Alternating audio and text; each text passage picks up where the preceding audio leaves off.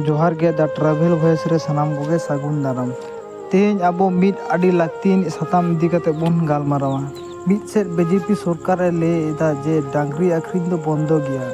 मेनखान सरकार नोआ नियम आर अबो आदिवासी सांतार कोआ मारी आरिचारी तालारे तेज मिड मारांग एटकेटोड़े नेलोग कना। अबो सांतार सावता रे बापला जखन गनोंग सावते एंगात आपात मान लेकाते डांगरी एमो रना मिड नापाय सरेस आरिचाली मेनाआ। आबो लगी डांगरी दो खाली जीवजियली तो बांग कना, नोआ दो आबोआग मान दुलार आ सावता रना सगई कना। नोआ दो जहाना व्यापार से आखरिन रना कामी दो बांग कना। मेनखान दुग रना कथा नोआ आरिचाली बांग बुझ कते पुलिस प्रशासन एटकेटोड़े को सिरजावेदा।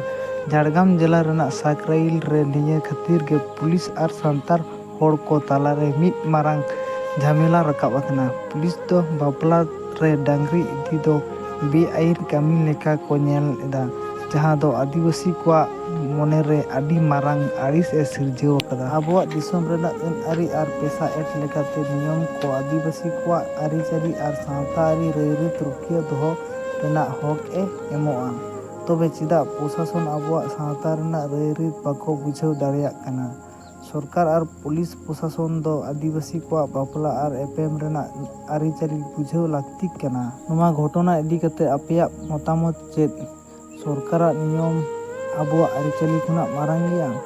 कमेंट बॉक्स रे कमेंट ताबन पे और आबोआ सावता रेना कथा झोतो हर ठेन पासनाव लगी नोमा वीडियो जास्ती खन जास्ती शेयर पे।